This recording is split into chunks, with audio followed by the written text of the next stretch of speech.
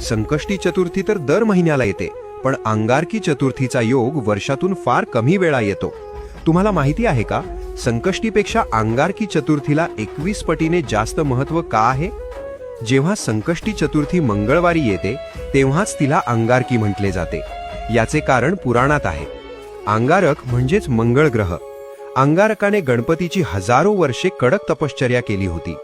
त्याच्या भक्तीने प्रसन्न होऊन बाप्पाने त्याला वरदान दिले, आजपासून जो वार तुझा आहे म्हणजेच मंगळवार, त्या दिवशी जर चतुर्थी आली तर ती तुझ्या नावाने म्हणजेच अंगारकी म्हणून ओळखली जाईल. या दिवसाचे महत्त्व खूप मोठे आहे. शास्त्र सांगते की वर्षभर येणाऱ्या सर्ण संकष्टी केल्यावर जे पुण्य मिळते ते पुण्य फक्त एक अंगारकी केल्याने मिळते.